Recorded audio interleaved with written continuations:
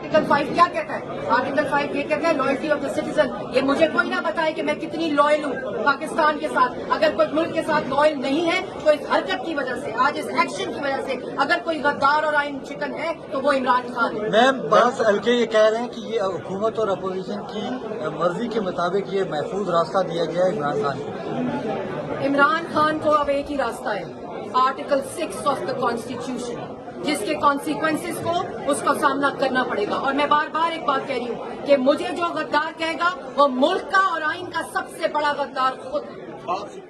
गद्दारे वतन है, गद्दारे पार्लियामान है, और इमरान खान साहब ने जो हरकत की है उसके कॉन्सिक्वेंसेस में आर्टिकल 6 इमरान खान साहब पर लागू होता है। और अगर पाकिस्तान के अंदर कोई गद्दार है तो वो इमरान खान है। और वो इसलिए कि जब आपको ये मालूम हो कि अदम एतमाद की तहरीक आपके खिलाफ आ चुकी है और उसमें आप अपने नंबर हार चुके हैं, आप अपनी अक्सरियत खो बैठे हैं, तो ये तमाशा कि जो 218 आपके खिलाफ वोट देने लगे हैं वो गद्दार है। आप अगर गद्दार है तो आइन शिकन इमरान खान है, अगर गद्दार है तो इमरान खान है, जिसने आज और जो असेंबली तहलील की है, असेंबली तहलील करना भी गैर आइनी है, अदम एतमाद की तहरीक को मुस्तरद करना भी गैर आइनी है, क्योंकि आइन के अंदर अदम एतमाद एक आइनी और जमहूरी तरीका था। लेकिन मैंने जैसे पहले कहा, प्लान बी था नहीं, प्लान बी है।